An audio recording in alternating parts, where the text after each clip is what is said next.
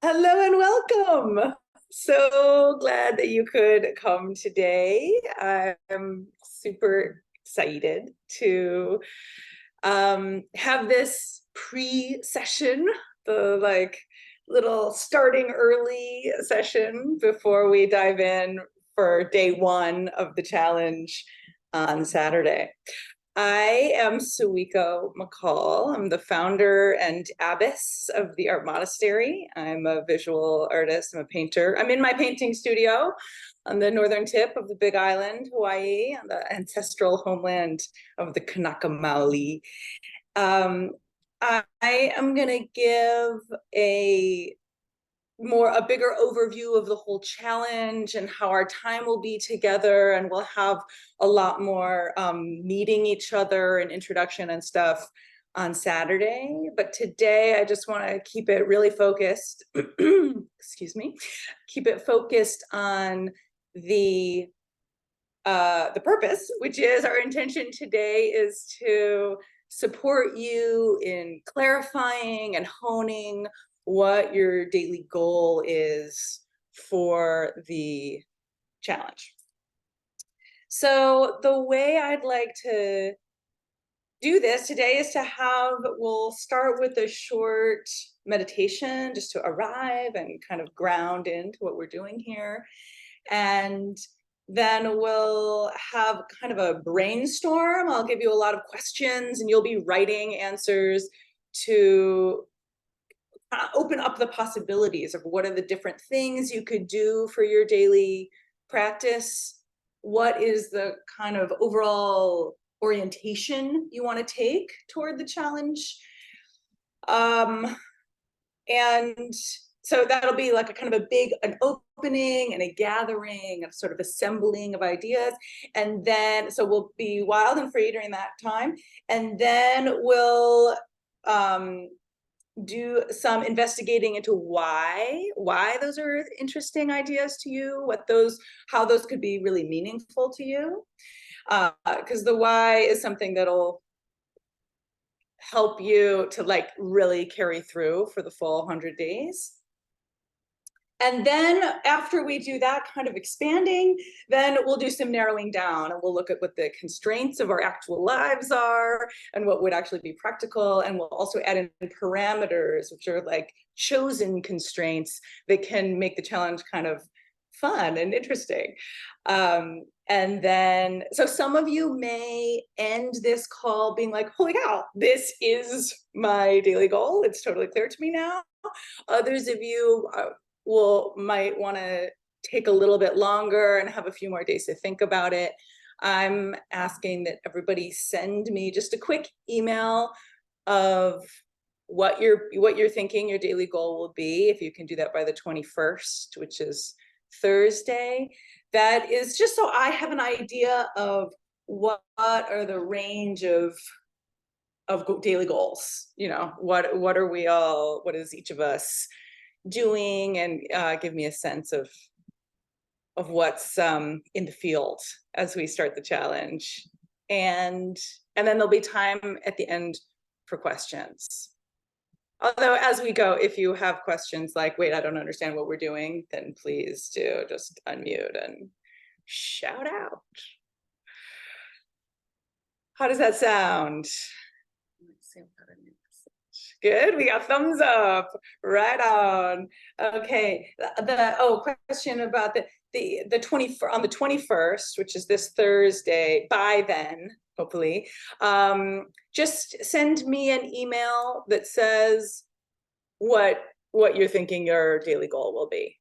So it can be really simple. This is not like I'm not approving your daily goal at all, but it's to give me a sense of things. And if I think that your daily goal is like going to be really hard, or if I see some like big problem, then I'll let you know. And that way we can talk about it more. But also that you decide by Thursday. So then you have Friday, if you need to get materials or organize your space, you can be kind of preparing on Friday, and then Saturday, dun, dun, dun, dun, we begin. Okay. So let's start with a meditation.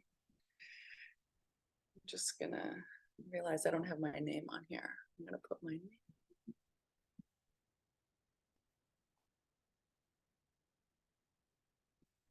Okay, so find a comfortable position.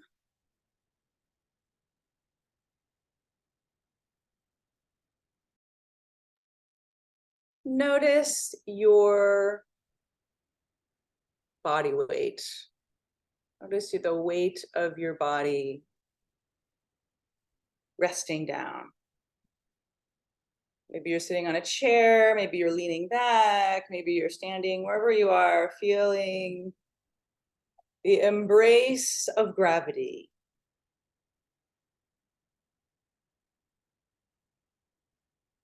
And even let that feel good, like, oh yeah, Mother Earth holding me so I don't float away.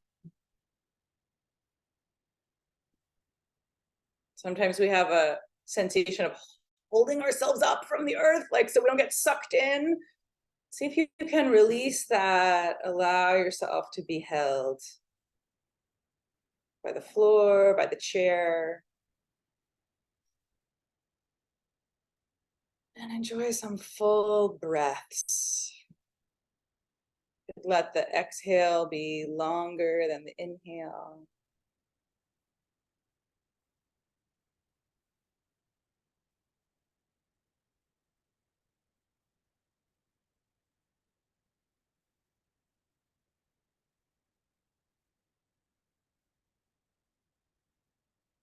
And notice what it's like to be in your body right now. Not trying to change anything. Just, oh, this is what it feels like to be alive in this container right now.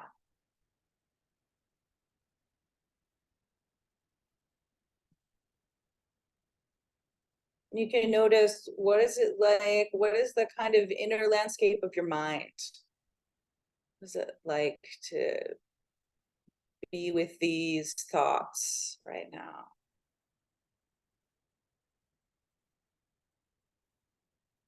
Do your best not to judge, but just notice.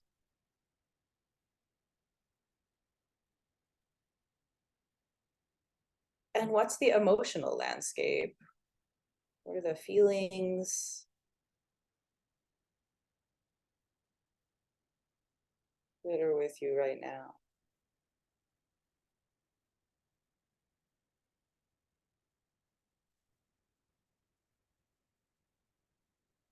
And if you like, you can set an intention to fully welcome yourself right now.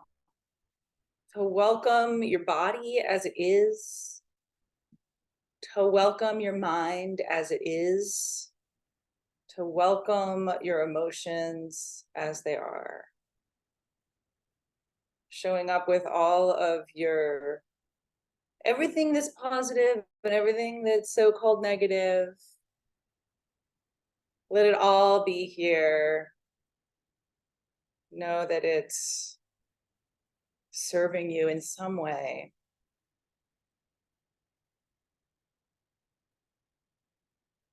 And then if you like, you can set an intention. May we be guided today. May I open to my own heart, to my truth, to my authenticity, to feel into what daily practice could really serve me for this 100-day challenge.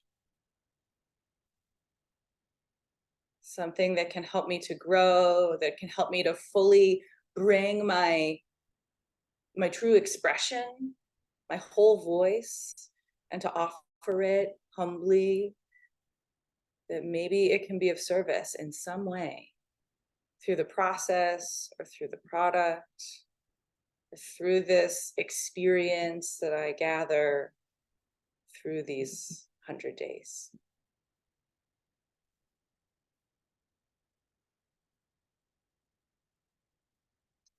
So a few more breaths.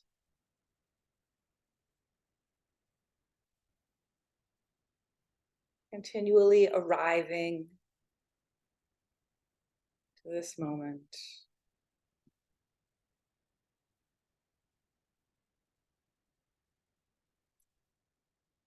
As you're ready, you can, if your eyes are closed, you could keep them closed and maybe scan through your body and notice what wants to move, something wants to shift, or maybe the breath wants to deepen. You're ready, you can let your eyes flutter open and maybe look around your space. Maybe stretch, or twist.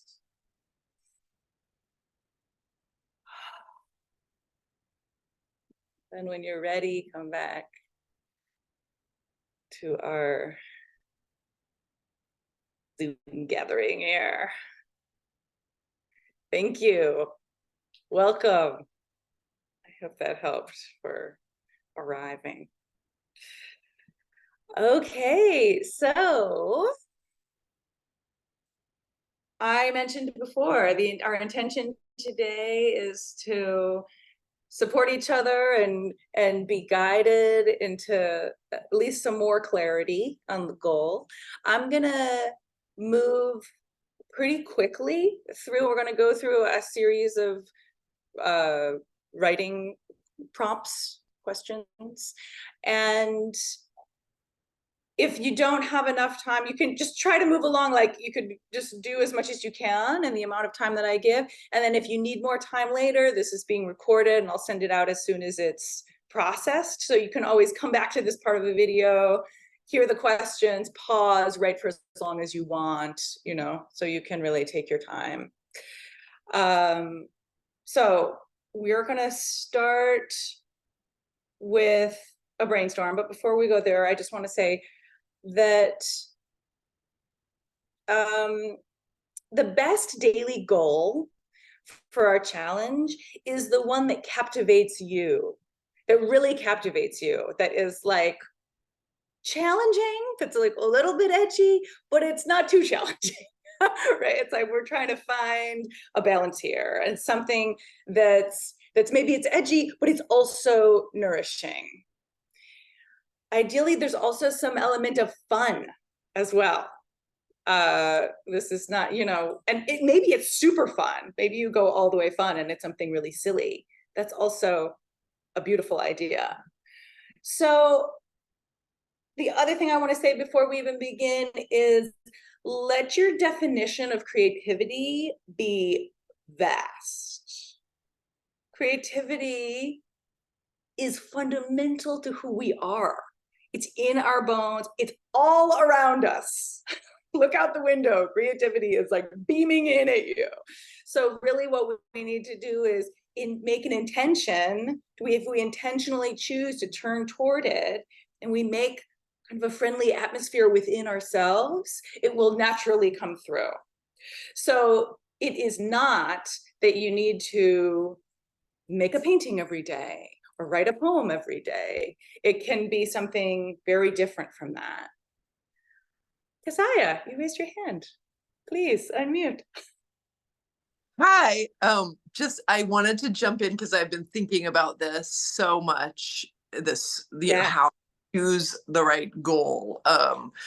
And we've talked about it some. And the first thing you mentioned of something that captivates you. I mean, I think first I want to say, like, I think all of these tips are great. And then the list you sent out by email is incredible. Like one is like, it's a very important reference and great guidelines. And the captivating you one trips me up a little because I feel that I've experienced the way that I'm calling them big ideas, which I will say are captivating, you know, a passing idea that I get kind of swept away by, you know, like, ooh, if I could write a screenplay about this. I mean, I think that that's very captivating and it's a big idea. And I feel that I've noticed that sometimes the big ideas are too much. They end up being stifling and kind of like they're just too much to do on a daily basis. I wondered if you had it becomes too much pressure. I think so. Yeah, I'm going to talk about that. So we're going to start with brainstorming and like kind of going really wide and actually going really big. Like, holy cow, what if I made a Hollywood movie, you know? And like really go for things that are like kind of impossible or extremely unlikely, let's say.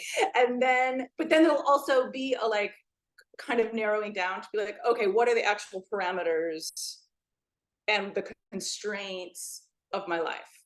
What do I actually have the time for? What am I going to be able to sustain?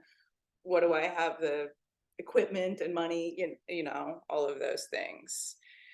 So yeah, yeah. Yeah, because I was just referring to I sent out an email that had, it was a PS, it was a very long PS that was a kind of list of things that you could think about. That's what she's referring to. Yeah, does that help, Keziah? That we'll look at that. Yeah. So we'll go big, but we know we'll get more practical too. Yeah. Thanks. Great. Because I agree, it's an important thing to consider, to have it be captivating enough to be exciting and to not be so big that it's overwhelming or it's an incredible amount of pressure. And, you know, especially if you have any perfectionist tendencies. Yeah, maybe. Yeah, and maybe just the unrealistic nature of some forms of captivation. Yeah, like you're saying. Yeah, exactly. Great. Thank you. Thank you for that. So, okay, so before I was saying you don't need to make 100 discrete pieces. That is possible, and I have done the challenge in that way also. But I've done the challenge that way twice. Once it worked really well, and once it did not work at all, and I didn't finish the challenge. So it's like, it depends a lot on your parameters. And I learned a lot from that one that I didn't finish. And one of the biggest lessons I learned is it's important to regularly assess and reflect and say, is this working? And if it's not working, to adjust. So we'll refine the goal. Of course, we want to aim at a goal that we can keep and stay with for the full 100 days. But if we need to adjust that goal, it's more important to adjust the goal than to give up. Okay, so now I also want to mention a few ideas about ways that you can orient your thinking about the challenge. One way to think about it is to learn something for 100 days. So this could be, oh, I've always wanted to learn wedding cake design. And then for 100 days, I would strongly encourage that the learning or the studying would be active. So you're actually designing wedding cakes as a way of learning how to do it.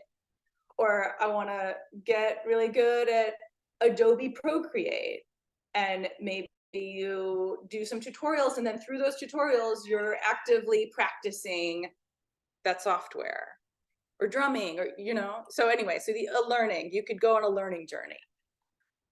Yeah, Keziah.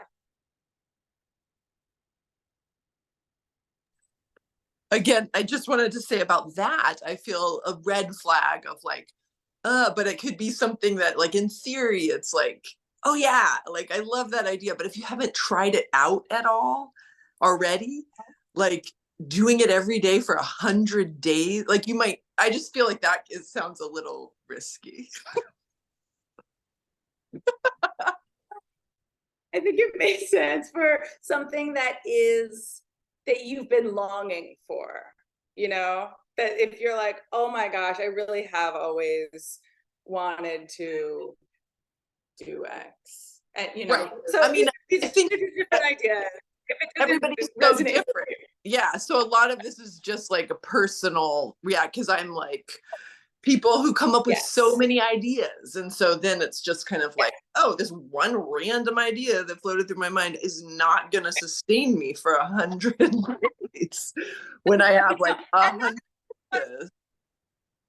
Yeah, that's part of why we're going to really investigate each idea. We're going to come up with a ton of ideas, and then we're going to narrow it down, and then we're going to choose 1 to 3 that you're really going to investigate and be like, why do I want to do this? And I think that process of digging into the why will help you to weed out like, oh, actually that's not, it's not a longing to understand.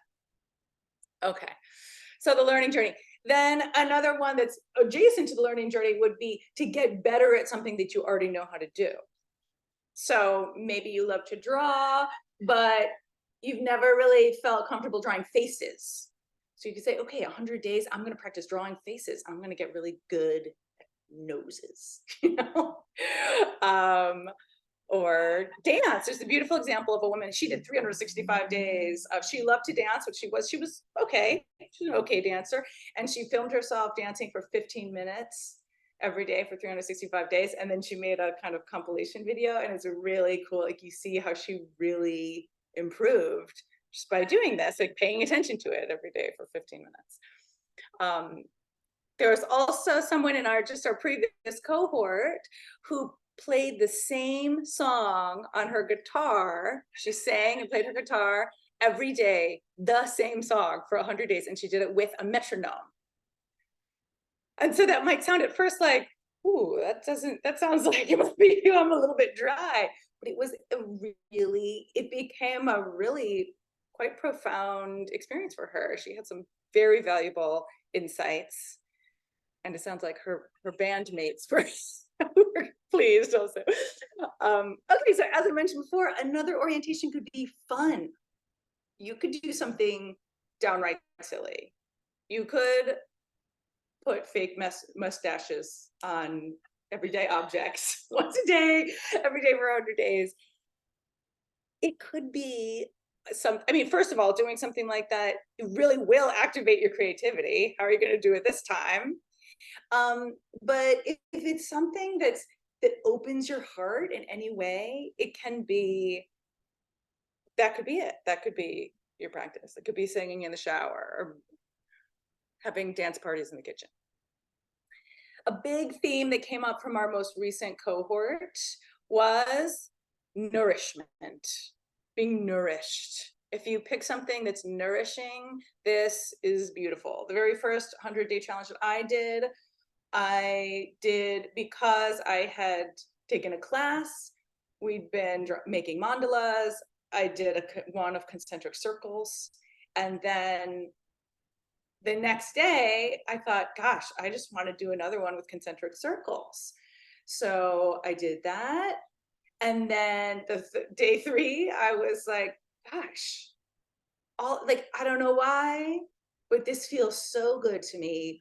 What if I did this every day for 100 days? That is how I did my first challenge, was because I still can't really articulate to you. I mean, I can talk about it, but I don't have a rational understanding of why it was so nourishing to draw concentric circles. But I did it for 100 days and it was a beautiful journey. So yeah. Okay, another option is to do more of a linear project, like write a book. Or my most recent 100-day challenge, I designed a tarot deck. Oh, in fact, I have right here my pencil drawings on 3x5 cards of my little rough sketch of my tarot deck. So I have a lot of opinions about the best way to do that. If you want to choose a kind of larger project, it could even be launching a website. If you have a larger project that you're working toward, that can also be a really exciting way to spend your time. Okay, 2 more that I'm going to give, and then we're going to get into the brainstorming. Another way to orient yourself could be connecting with yourself. There was someone in the last cohort who did journaling. Actually, her daily goal started as journaling every day, and then it evolved into poetry. It was just like poetry started coming through. So then she was writing poems every day. She had a lot of very challenging stuff come up for her that was unpredicted in our 100 days, and the journaling and the poetry wound up being a really deep support to her. So you could practice authentic movement every day, or you could do a spontaneous sounding after you wake up. So something like that, where you're really investigating, connecting with yourself. And the last idea I'll offer you is connecting with others. So if you're feeling like, gosh, I wish I stayed in better touch with my friends, for example, you could write letters every day. And once again, it doesn't have to be, I'll write one letter every day. In fact, I would encourage you not to do that. I would encourage you instead to do, I'm going to write letters for 10 minutes every day. And you may finish one and you may not, but you'll be writing letters to your friends and sending them off, or making cards. Or I think this could be so interesting. I'm not doing this challenge, so you can do it, but maybe in the next challenge, to have a multi-sentence conversation with a stranger every day. Can you imagine? That would require a lot of creativity and bravery. It would be edgy, and it could be very powerful. Okay, so the idea is to demonstrate you've got like a wide range of things that you could do. I also want to mention the book, The Perfect 100-Day Project, written by Rich Armstrong. I looked at that book and I am taking a lot of inspiration from his way of approaching how to design his orientation is a little bit different, but just wanted to mention that if you want to read a whole book on how to design your project, that's available. Okay, so we're going to do brainstorm. I hope you all have paper and a fast writing pen. I'm going to throw questions at you. In fact, I'm going to put a whole list of questions in the chat, so you can look at those ahead of time if you want, or just as I say them out, you can just respond. And I think it's actually best to do kind of one word or short phrase answers. And keep in mind, we're going wide and we're going to come back in. We're kind of like look at our lives and look at what we're looking for in our lives as a way of like, we're priming the pump, and we'll see like what's here and what's arising. Okay, ready? Do you have your pen? Okay, here we go. I'm putting them in the chat. The first question is, what are you currently doing? So what do you spend your time with now? Maybe you love what you're doing, maybe you don't love what you're doing. But sometimes if we look at what's here, it can open up something that's right under our noses. At home, at work, in your personal life.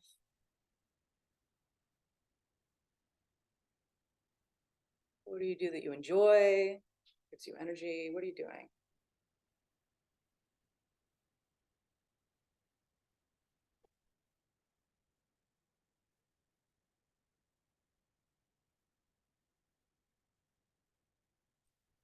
Okay, I'm going to move on to the next question. You can keep going with that one, or you can switch to, what do you want to get done?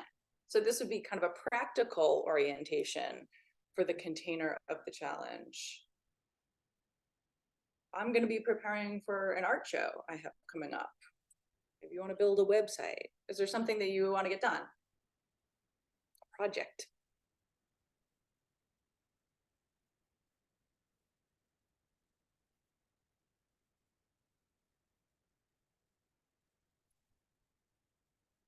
What do you want more of in your life? Now with this one, really be honest.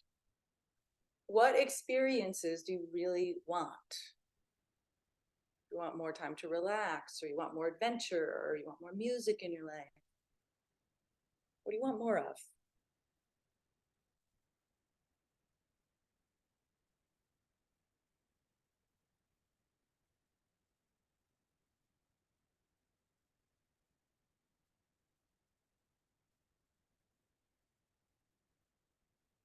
What are you good at?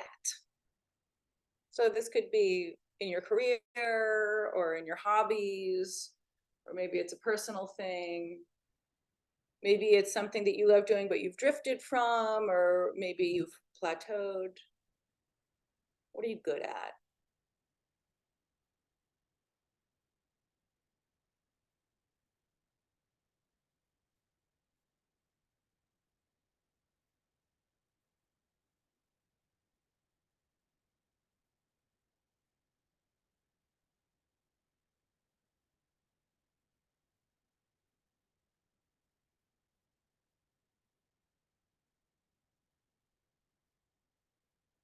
What are your big dreams and goals?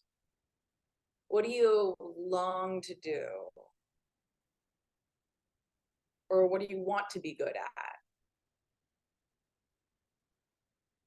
Even if it feels kind of impossible, just go big. Some wild dreams. Even if you don't see how they really relate to the challenge, it's okay. What are your big dreams?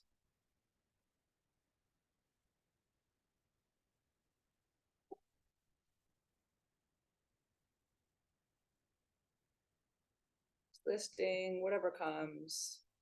What do you want to know more about?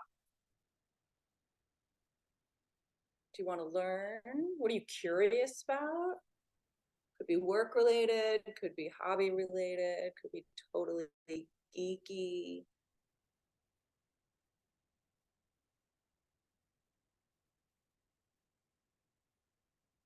What are you curious about? Especially what makes you go like, ooh, that'd be interesting.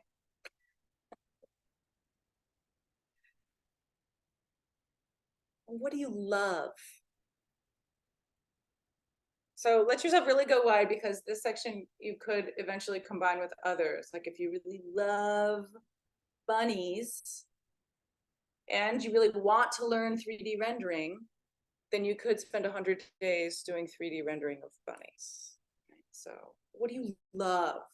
What's, you're like, oh yes, that.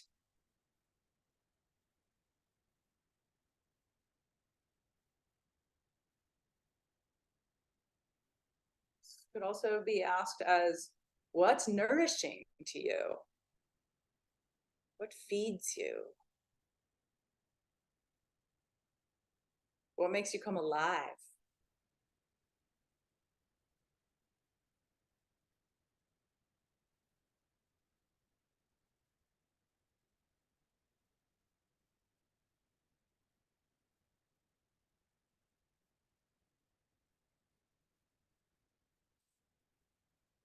Okay, and what do you struggle with internally? So maybe something you want to get better at, something, sometimes looking at the what's frustrating to you is, it's easier to see, that's rather than something that you're longing for, but something you wish you could change or something that you're scared of. Examples could be, I'm frustrated with how I compare myself to others, or my tendency toward perfectionism, or I wish I were better at staying in touch with friends.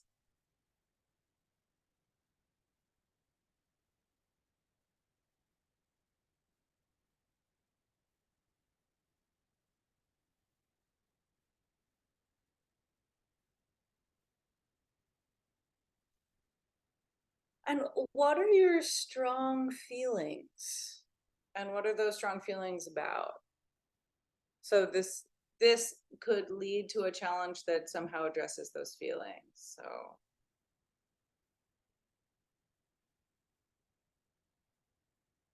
I'm in love with my new kitten. I'm really angry that wildfires are becoming normalized. What do you have strong feelings about? So strong feelings could lead you to, could point to your passion. You feel passionate about. Okay, and anything else you want to add? Anything else you want to just write down on this paper? Anything that's coming up now?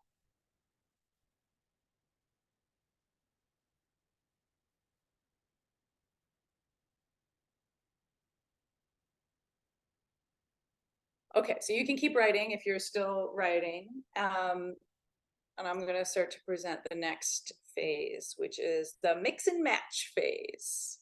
So now we've generated all these things, both that we like, that we don't like, that we want to change, that we long for, all these different factors.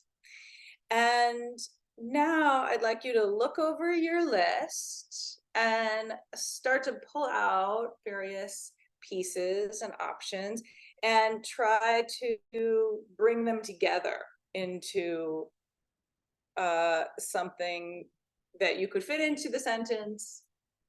What if I fill in the blank for 100 days? So you can get really ridiculous. We're still in the like kind of amassing mode, and you can have fun because we will get practical later. And you could do multiple variations on a theme. So that can help your brain to kind of push forward. But as you're doing this, as you're making different combinations, notice where your energy goes up. What if I, for 100 days?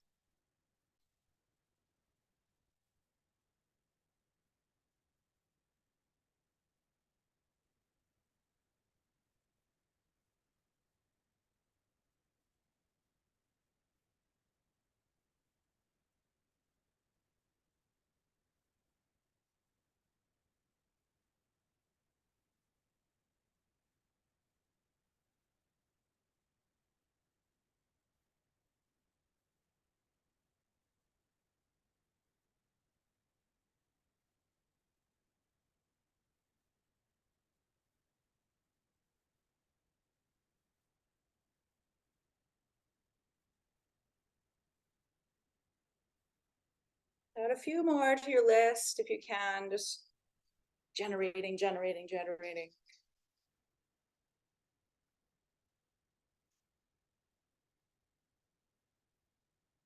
What if I did that? My God, what if I did that?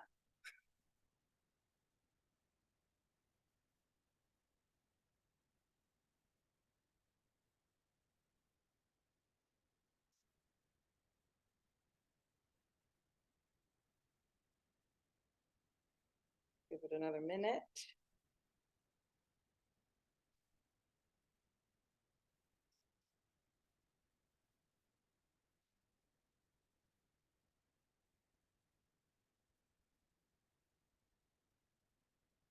And when you're ready, you can start to review your list of what ifs and notice as you do that, what happens with your energy. So which ones stand out? Which ones are like, yeah, I actually do want to do that. And highlight or underline or circle. We're picking up to 3 that we're going to investigate a little more deeply.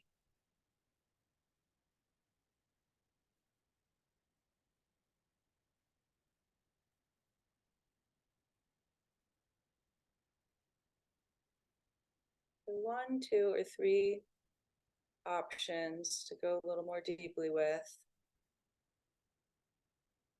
And especially if you did a lot of variations on a theme, then it'll, when we get into the asking why, it'll be informative for all of those variations.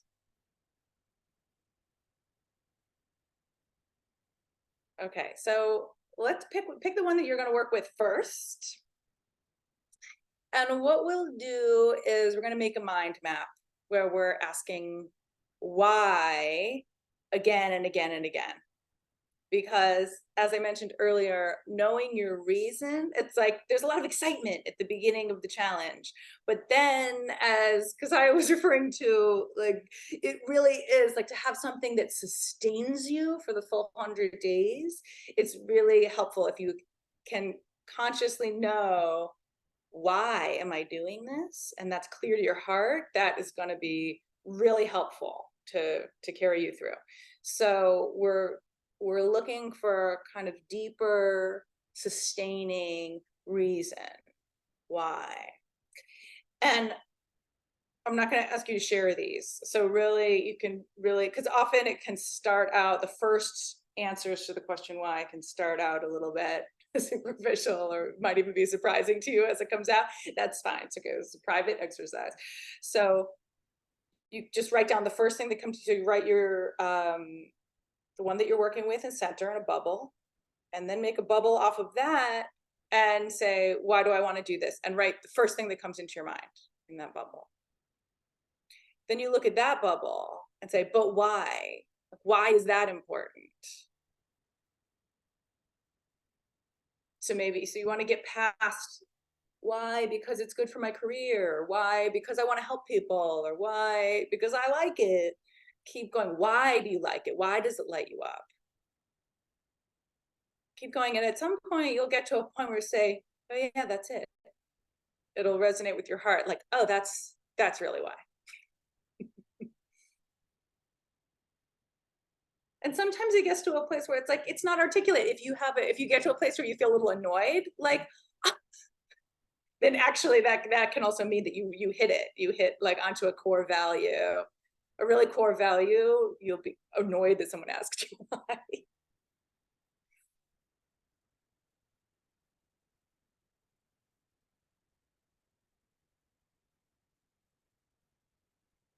Take each one as far as you can. You can go off branching in many directions. But when you feel like you've exhausted one, you could go on to another potential daily goal to mind map that one.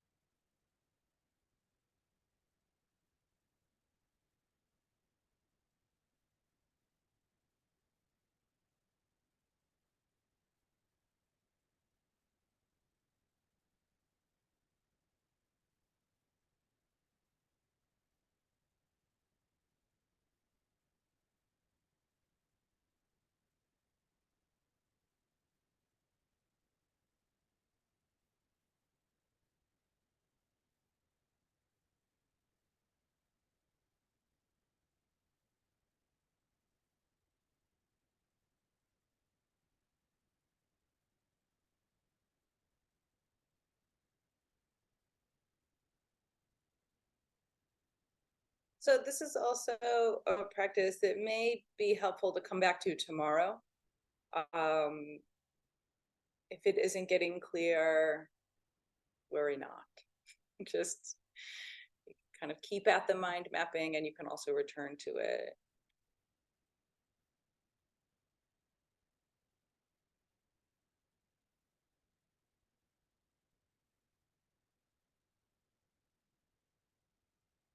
And we'll give this another moment, and then we're going to move on to constraints.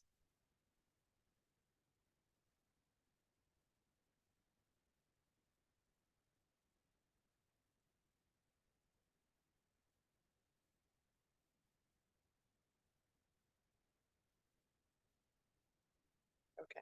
Also, if you're really in the flow with the mind mapping, you can stay with that, and then you can always come back and do constraints later. But for now, I'm gonna move on to looking at which of these ideas, how they could fit into your actual life, the life that you're living, that has all the complications and the busyness and the limited resources.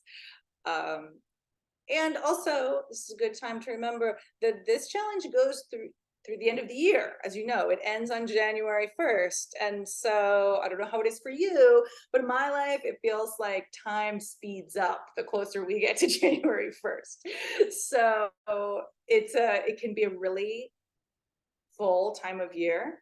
And it's good to go in with our eyes open on that, because it's also a particularly powerful time to establish a habit.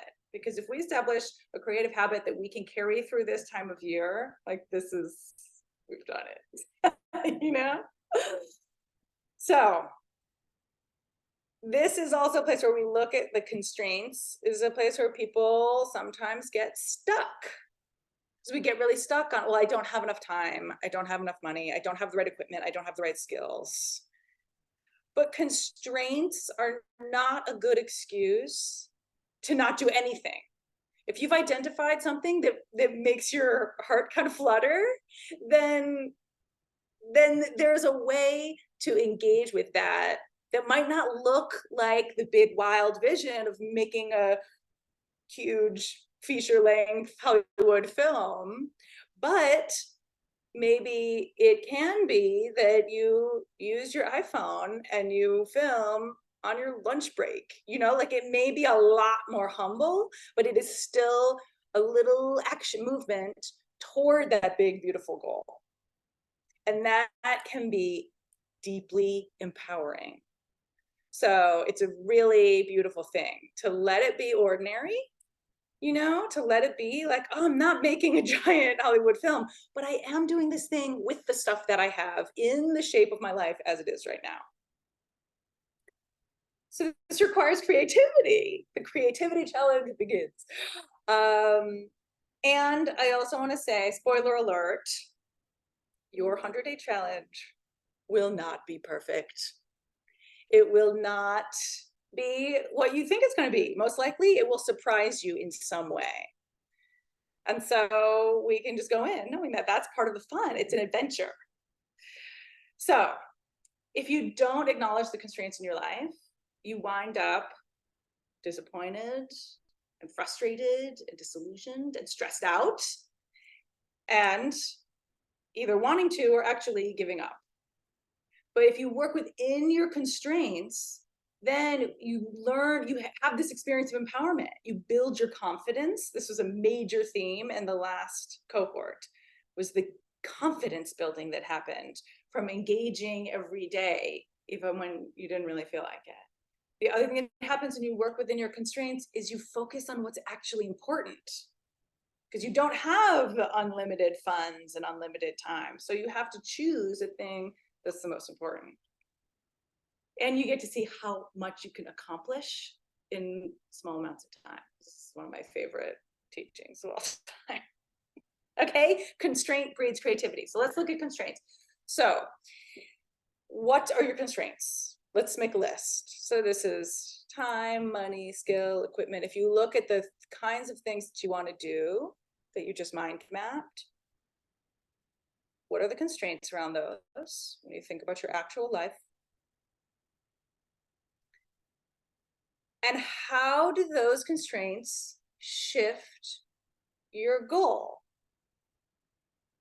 So given the reality that you live in, how could you accommodate this? How could you take a little step toward this giant goal?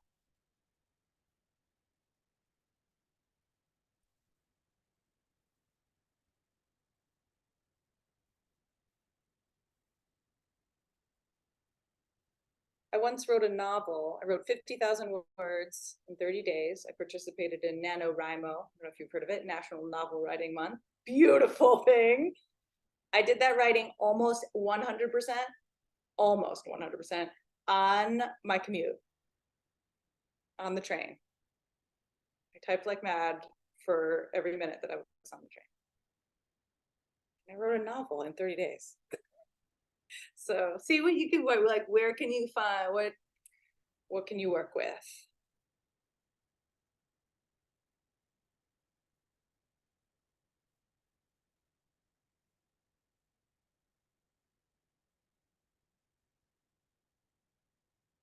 Okay, and now I'm going to keep us moving on to parameters.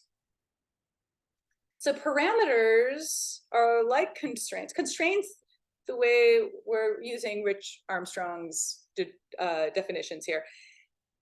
Constraints are like kind of the reality of your life that you probably don't have control over, or not in an immediate way. And parameters are constraints that you choose. So this is like when Dr. Seuss wrote Green Eggs and Ham. For those of you who didn't grow up in the US, this is a children's book that everyone read. He wrote that book using 50 words. He got a list of the first 50 words that kids learn. And he said, I'm going to write a children's book using only those 50 words. So that is a great example of parameters. This is like, I'm going to work only with the color blue. So different kinds of parameters include duration. So you could set a minimum amount of time and a maximum amount of time that you're going to spend each day. And when in doubt, I feel very strongly about this, Give yourself less time. It's amazing what you can get done in 5 minutes. So duration could be one of your parameters. What, like what the content is. For example, concentric circles. The how could be a parameter, the medium, or the process. And one thing that I also strongly encourage you to clarify to yourself in your parameters is the when and the where. So I'm going to do this after breakfast at the kitchen table. I'm going to do this on my lunch break in the park that's 2 minutes away. I'm going to do this on the couch in the evening while listening to music. There's all these amazing studies about if you identify the when and the where, the likelihood that you'll actually do it kind of skyrockets.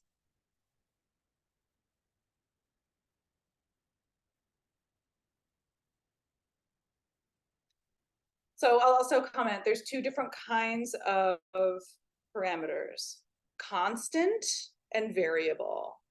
So the constant ones, the ones that stay the same, are, for example, you could do, I'm going to do a photographic portrait every day.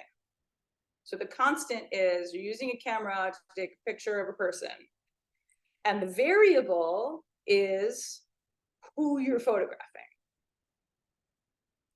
Or I heard of one, I think this is so beautiful. The vision of the challenge was to work with her perfectionism. So her daily goal was to draw a word each day using her non-dominant hand. So that was the constant, drawing with her left hand, writing a word, drawing a word. The variable was what was the word. She chose a different word every day. If you do something like that, I strongly advise you, plead with you, to set yourself up so you don't have to make a decision every day. That, like, if you want to do something with a different word every day, do a little research and find a random word generator. So you just go there, you get your random word, and you do it. The more decisions take an incredible amount of brain energy. And so the fewer decisions you need to make, the more likely it is that you'll be able to like actually do it each day. Because you already know, it's already decided what you're doing. I have tips for that, but we're getting to the end of our time. So I'm gonna skip that for now. Okay, so now look at what you have, look at your notes. We've got 5 more minutes and I'm gonna pose some questions to you for you to be thinking about. I'll also email these out so you can consider them later. And if anyone wants to stay longer and ask questions, I'll definitely stay. And if someone needs to leave but has a question, we'll take your question first. But first, I wanna offer you these questions. For as you look through your list, you see the ones that are calling to you. And maybe you want to go back and forth and kind of tweak the variables. But questions you can ask are, which one is the most meaningful to you? Which one would you regret not doing?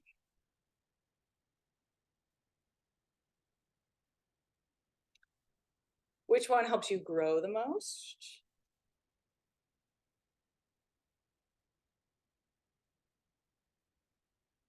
Which one at this time and season of your life, what's happening in your world right now, which one puts you in contact with what's most important?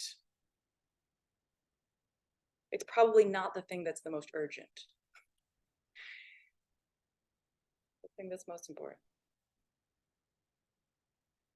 And it's helpful also to really ask yourself, do I want to do this because it sounds good?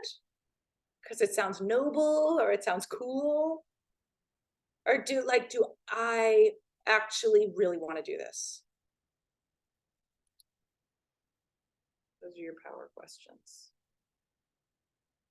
So remember, you can always level up later.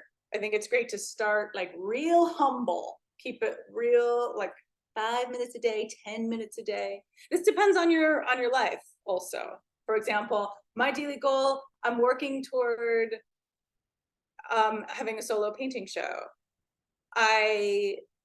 This is my job. So I can, like, my minimum time can be more than 10 minutes a day because it's my job. But if your goal is completely separate from your job, then the amount of time that you're going to be able to give it is going to be lower, you know? Or if you're retired, you're in a different situation. So really think about your time, feel into your time. Even if you're retired, even if you have a lot of time, still like start low, and you can always level up later. Or you can always do more than your minimum. But when in doubt, give yourself less time.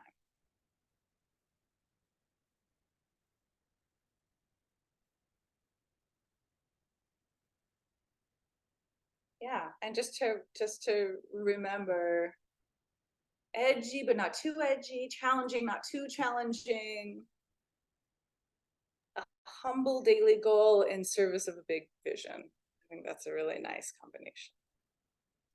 Sukya, it's Eleanor. I have a question because I know myself. I really get the idea of setting a time and a place, because I can see where that would increase the success rate. But my sort of internal system really resists the structure of that in a certain way, which might be a really good thing to get past. But anyway, how important do you think it is that it be in the exact, kind of the same time every day, same place, just overall kind of? I think that generally for most people, that's really helpful. If that might not be the most helpful thing for you, but maybe the thing to do for you is to look at what kind of systems do you have or can you have that work for you, that are maybe flexible in some way, but that you're minimizing the number of decisions that you need to make, so that you don't need to say like, am I going to do that in the morning, or am I going to, maybe you decide just the night before, or maybe it's the first thing you decide in the morning.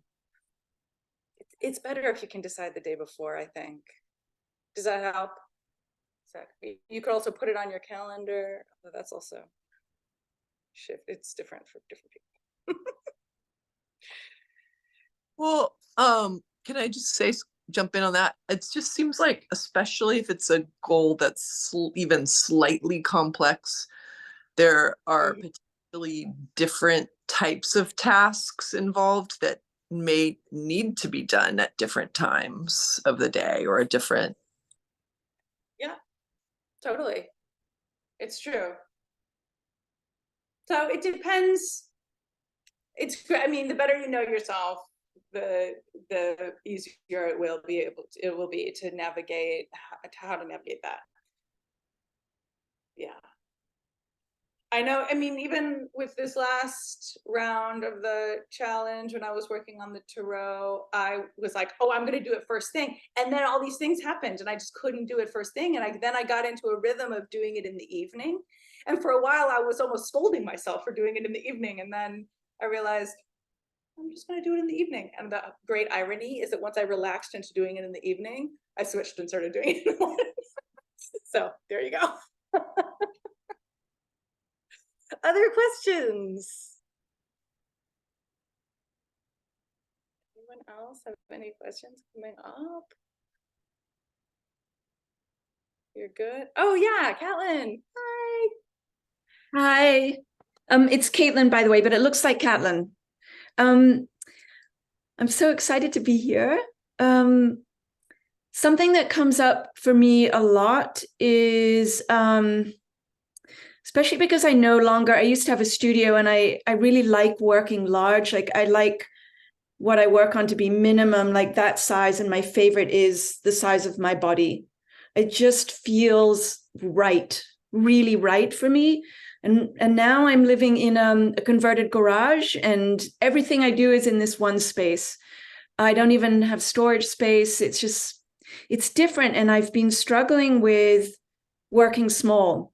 I just don't enjoy it in the same way. And so I guess my question is, if you have any thoughts about how to play with that, like if you just have any experiences in helping break out of, I'm sure I'm in a closed mindset about it. Like I really believe that I can switch how I approach this, or my mindset, or do something to not feel so constrained by the small page. So there's that, and just sort of throwing that out there. And the other thing is that, and this is part of working small as well, I tend to get bored more easily when I work small. So I'm a little worried about the 100 days and launching into something and 20 days later being like, I'm so bored. This is just so boring. It's not feeding me anymore. And yeah. So, Okay, great. I don't know. Do you have any suggestions? Or maybe this is something that will come up in our next sessions that you'll be addressing. But thank you. Yeah, for sure.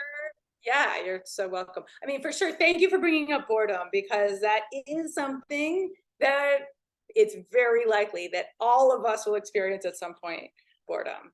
So that's another place where it's a great moment to reflect and review and refine what the daily goal is. Well, there's kind of two paths there with boredom. Either you can change your goal, so it's like reanimates and re-energizes the project, or you can, and this is gonna kind of require some intuition in the moment, sometimes just being with the boredom and working through, sometimes boredom can really be a doorway to a breakthrough, to stay with it even though it's boring. So that's something that'll be, oh, everyone's frozen. Can you still hear me? Dear, I hope you can hear me. I can hear you. Oh, good. Oh, good. Okay. Okay. So boredom, we'll definitely talk about that more, and know that you can either stay with it or you can make changes. Okay. Now, working small, I have so much experience with this. I've also had periods of not having a studio and feeling like really cramped by working on paper that's smaller than 5 feet. So the first thing that popped into my mind when you said that was, what about changing the medium? Like, what about making earth altars using giant branches in your local park? Or maybe do a whole brainstorm of like, what are things that I can do that really let me feel like, oh, I'm actually fully extending physically, that could be done outside, or like, what are the other spaces that are available to you? Maybe you could work with film and film the sky, or do you see what I mean? Like, to play around with that. Okay, great, good, excellent. Yeah, I mean, that could actually be a really interesting challenge in and of itself, is the daily goal is to fully extend, whether that's emotional or psychological or physical. That's wonderful. Thank you. Oh, yeah, you're welcome. Good to see you, Caitlin. Okay, anyone? Okay, we're at the end of our time. So if you need to go, please go. And if you can stay, then let's stay and we'll talk to Noor. Hi, Noor. Hello, everyone. Good to see some of you again from the last challenge. One of the crazy far out ideas I put out is to work in partnership. So I don't know what that looks like. It's a challenge. And so I'm putting it out there just in case someone else has a crazy idea, just to talk about it and see if what that means it could look like. Cool. So exciting. Thank you. An invitation. Great. Michael Ann, please. All right, I'm unmuted. So one of the things that hung me up on the last challenge was that not really an artist. And so I felt like I was copying things, right? And I also sort of, can be a perfectionist. So I get hung up on like, do I use the same book, the same notepad, or do I mix it up? And so I had this idea, and it might be too wide, but I thought, what if I practiced something, like went on a learning journey and then practiced something different every week for a week?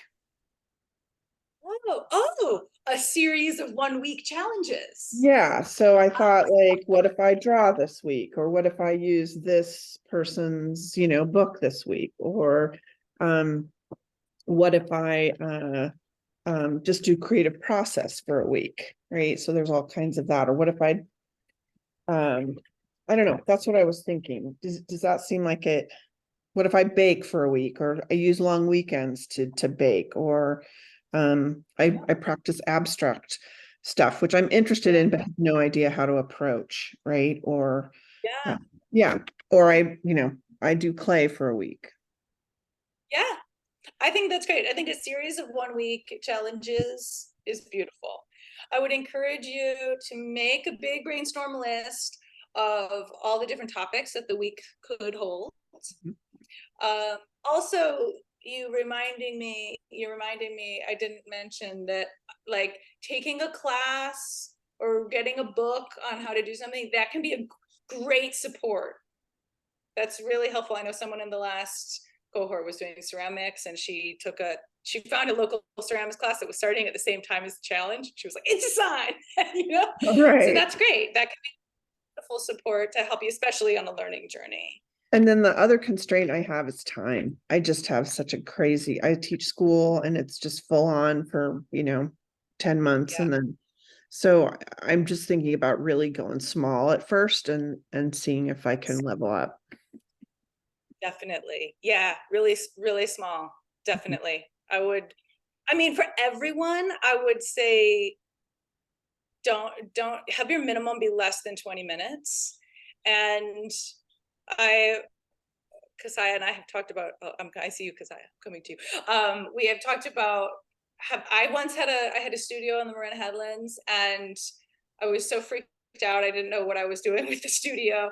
And my rule for myself was I have to go to the studio every day physically. And that's it. I didn't have to do anything. I had to go and I had to touch my materials. And there were some times that I came and I touched my materials. I think my rule was stay for half an hour. It took 15 minutes to get there. So I stayed for half an hour. Sometimes I would go and like touch things and kind of like rearrange and then be like, and I would leave. And sometimes I would stay for 6 hours, or 8 hours. So yeah, keep it really small. And the other thing I want to go back to the first thing you said, which is that you're not an artist. And an artist is someone who's making art. And art is like, whoa, that's a big, wide field, And so I know that you are someone who is consistently creating. I mean, you just did the last 100-page challenge. So yeah, so really, I know there's so much baggage and like weight around the word artist. And I really, really believe that we're all artists. It's literally in our DNA. It's like, 70,000 years ago, our ancestors were putting their hands on the cave walls. It's really who we are. It's completely natural. It's part of you. And what we're doing in this challenge is like making space to allow it out and to welcome it out. So yeah, I want to talk about perfectionism too, but we'll talk about it later. Thank you. Thanks. Okay, Margot. Yeah. I just wanted to, if it's okay, respond to that one. Sure. That raises concerns for me, Michael, and when you say like you're strapped for time, and then I think it's hard to come up with a goal and to come up with a new one every week. It just sounds hard sounds like, and if you're a perfectionist too, which I am as well, like, I don't know, like, it sounds, I just like fear some frustration with that much, like, that just is a lot of different things to come up with a new goal weekly.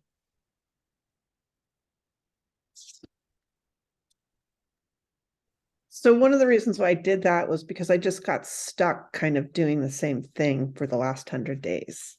And it would kind of stop me from continuing. So I think it sounds like a lot, but it's more like focusing. Can I ask what you chose as your last goal? So I chose to walk every day, meditate every day, write every day, and to do some sort of art. So I did either watercolor or I sketched. And because I'm learning how to sketch and learning how to paint, it just got stale after a while for me. So I think I'd like to focus on learning a particular skill. Like I liked what Suiko said about, I'm going to do faces for a week, or I'm going to do this for a week. And it's not like every single creative thing. I'd probably pick 3 or 4 and cycle through them. Right. And also, I think part of my journey is learning what I like and what would nourish me. And I don't really know that. I took care of my mom for 11 years and I'm coming out of that. So that's why I chose that. But I thank you, because I know sometimes I was worried about that because I sort of felt like it was too unfocused. Right. Or, I mean, I guess, what about, Suiko, what do you think about Michael Ann choosing the things? I like what you said, Michael Ann, about cycling through them, but like knowing what they are in advance. Yeah. What do you think about that? That's why I think having a list ahead of time, but also this detail that you're coming out of caring for your mom and that you're not sure what it is. This is also like classic factor of being a perfectionist. It's so hard to know what we want because we're so busy figuring out like what's perfect for everyone else, right? So, and especially having been in a caregiving position for so long. So I mean, there's a part of me that thinks, wouldn't it be interesting for your like maybe the overarching challenge is an investigation of what nourishes you. I recently started doing this practice that I'm calling Wednesdays, where one day a week, and it changes which day, but I literally put it on the calendar, I block off the whole day, and the idea is I have no appointments on that day, and I have no to-do list, which is very hard for me, not to like secretly, internally have a to-do list, but that I wake up when I wake up, I get out of bed when I want to get out of bed, and then I'm like, what do I want to do right now? And it's like a total, like, what is my whim in this moment? And it's amazingly hard for me. And I think it's deeply nourishing. So that's, what could be interesting is make your big list of things that you think might be nourishing to you. But I like nourishing as your compass. And then pick the one that really, maybe you mind map it, maybe you meditate with it and just feel in like, oh yeah, I think this drawing, I think it's drawing, or I think it's walking, you know, and then maybe stay with it. And then you could say, I'm going to stay with it for at least a week. And each day you can be asking yourself, is this nourishing? Do I feel nourished by this? And then maybe you choose to stay with it for another week, or maybe you go to, but you're always tuning in at this is like the constant question you're asking is this nourishing to me? Is this really nourishing to me? You can add the really, because sometimes that helps. Is that helpful? We can continue to talk about it too. Great. May I ask another question? Yes. I'm realizing it's really wonderful to hear everybody's different concerns and ideas. It's helping things sort of land for me in a new way. I'm a typical Gemini in that I like to do a lot of things, and I'm realizing that I think I want to do 2 things, and I'm just wondering what your wisdom is about that. I recently bought myself, it was a big investment and a big, just sort of diving in passionately, I bought 9 Tibetan singing bowls, and I want to teach myself to do sound healing. So I just had the idea of combining doing 2 things every day, starting with doing some learning and some sound healing. And I am going to be buying some other instruments, small ones like chimes and so on, and then move from that to a drawing project. So the 2 together. Does that sound realistic, or am I setting myself up for too much? And I'm feeling like maybe they'll support each other in a way, or the They sound. can support each other. I mean, well, I'll tell you what happened for me. When I started this last challenge, I said, okay, every day I'm gonna light a candle. I'm gonna take a few breaths. I'm gonna pull a tarot card. I'm gonna invoke that card. I'm gonna free write, and then I'm gonna draw. And then as soon as I started working on it, I was like, oh, I'm gonna do a big drawing in my sketchbook and then a little drawing on the 3x5 card. Okay, way too much. It was way too much. And I thought, oh, it's all supporting, you know? And so first thing to go was the candle. Like, why is that so hard? I have a candle and a lighter on my desk, but for whatever reason, that was like, so, and I narrowed it down and narrowed it down and narrowed it down. And then finally it became, I'm gonna do something that moves the tarot deck forward. That was it. And so some days I would spend hours and I would do the whole thing. And sometimes I would only write. And sometimes I would only draw. And I tried not to only do research. I tried to at least do some writing afterwards if I was doing research. But so I do think that it sounds like a little bit too much. And you could try it in the beginning and know that you're gonna most likely shift it, or you could pick one. You know, you could say, okay, I'm gonna do sound healing, and then if you're spontaneously drawing or, you know, having another creative practice after that, that's wonderful. But there's like the one piece that you've committed to.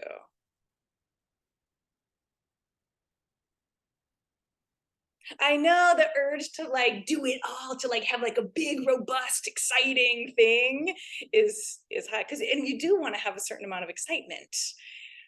So yeah. Kasaya. Well, I guess this is somewhat on the same theme of, so I found that in the last challenge that I participated in, what were Oops. Oh, there you are. Oh, you're muted. Sorry, everyone. So I found in the last challenge, what worked for me was something so like, well, to participate in image making with my child in some way, like and that I had to let go of lots of ideas about what that should be or would be, to where it was just like, even if it's just like working with her materials, with like the kids' art supplies we have nearby. And that ended up being so fun, but I still am like attached to this idea, and that was fun, and that was transformational to have a daily practice, almost like whatever it was. I realized, oh, it's just so wonderful to have a daily practice. Like, figure out something you can manage on a daily basis, do it, and you're going to be happy. It's great. And yet I'm attached to the idea of like one of the approaches that you mentioned of like the different type of goal of a linear project, of having a product at the end. So what lights me up when we did our writing is to make a family songbook. And in that, and it seems like a doable goal, but then when I try to identify the barriers or like break down the it into tasks, it becomes something where I'm kind of like, I I don't know if that's going to be fun for me to do every day. Interesting. Yeah, I guess that's something that needs to be, that you need to feel into. I mean, okay, let me share a story that for the last challenge, I was trying to decide between working on this tarot deck and painting an Enzo every day. An Enzo is a one-stroke painting. And I was going back and forth. I was drawn to the Enzo because it's so deeply related to Buddhism and it felt very doable. And there was something that it felt like it was kind of the parallel to making my little concentric circle paintings every day. So it seemed beautiful and achievable. And the tarot seemed like very big and unwieldy. And same thing, like trying to make a list of like, what are the to-dos around making it was like, it kind of got overwhelmed pretty quickly. And so I announced I'm doing the Enzo every day. And then I got off our first call. Maybe some of you remember, after day one, it was like the kickoff call. It was super exciting. I declared that's what I was doing. I get off the call and then I go to talk to my husband and I was like, guess what? I'm doing an Enzo every day. And he said, I thought you were going to do the tarot deck. And I said, no, there's all these reasons. It's like, I don't really I don't know what the tarot deck I don't know what the cards will look like. I don't even know what materials they'll be made of. It just seems like it's going to be really a lot of work. And I don't really know where it's going. Like, I think it might stress me out. And he was like, he got a little tiny smile on his face. And then he said, what would you say if one of your students said that to you? And I was like, oh, I would say you can't know where it's going until you do the project. He was like, you've been wanting to do this for years and you don't have to make a card every day. You could just work toward it. So it was definitely edgy and scary for me. And I was sure that there were going to be times when it was boring. And there were definitely times that I did not want to work on it. And it totally was definitely the right one to choose for me. So the songbook, I could see it being really fun. I mean, I could see that you'll wind up singing with your family a lot. Seems beautiful. And that you would make a beautiful book that would have like all kinds of visual elements, which I know you love doing. So I can see a lot. I see the potential for fun, and I also see the potential for getting kind of clamped down around it.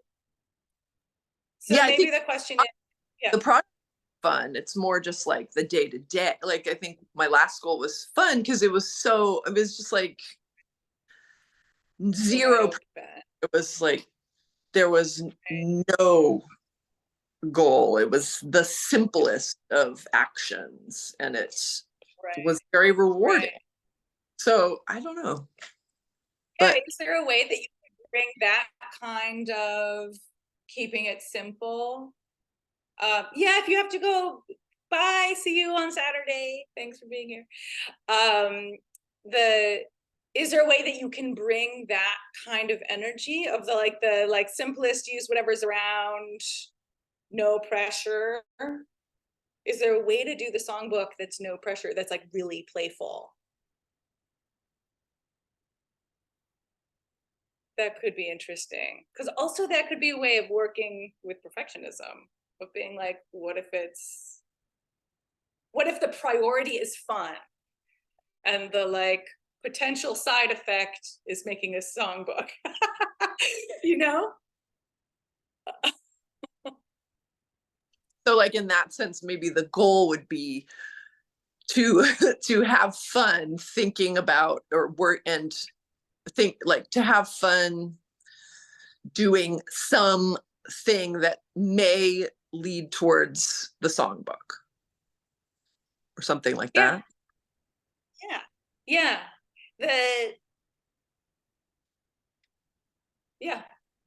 It could be something fun, that potentially moves toward the songbook, because singing, listening to music, these are like actual like research, and that actually is working toward the songbook. And yeah, or making drawings, even if you were doing the kind of making collages and drawings out of the family fun songbook, Susan says. Totally. Yeah, I think this is interesting, because this is a lot like with Michael Ann, and like what's nourishing, what's really nourishing. It's like what's fun, or like where is the energy, you know? Exactly. Yeah, I think that's a beautiful way to approach a project, and to start with being like, may or may not end up with a finished book. That was important for me to be with the deck. I may or may not finish the deck on this challenge. I can always do another challenge, finish it on that one, you know, or not. Maybe it's just an ongoing project that takes forever. Yeah, so that your focus is on the process, and that the process is enlivening. And the songbook is kind of the container, but maybe, yeah, but you're not focused on the arrival. Cool. Good. Other questions? Or gosh, we're almost, good to know. Next time I'll have this call be longer. I suspected we'd go over, but we're really over. Okay, anything else? Or have we answered all your questions? I love the family fun songbook. That's so good. Oh, also I don't know if everyone saw Susan's other comment. Boredom equals be the ore, the gold of the kingdom. What? That's so beautiful. Love it. Okay, great. Well, thank you all so much. Thanks for staying till the end, the double end. And I'll see you on Saturday. So write me by Thursday if you can, with at least what you're going to start with. Remember, keep it simple. Thank you so much. I know whenever I have, oh, you're so welcome. I'm really excited. It's cool to feel the energy, like already the energy of this group is like, all right. I feel like I made the invitation this year a little bit more like, I want you all to really show up. And people are like, okay, now let's do this. You know, so I love this. There's some good energy. So yeah, let's support each other. It's gonna be great. I'll see you on Saturday. So we'll start at the same time, but it'll be a 2-hour call on Saturday. Thank Okay. you. Thank you. Thank you. You're Wonderful. welcome. Thank you. Have a great. See you on Saturday.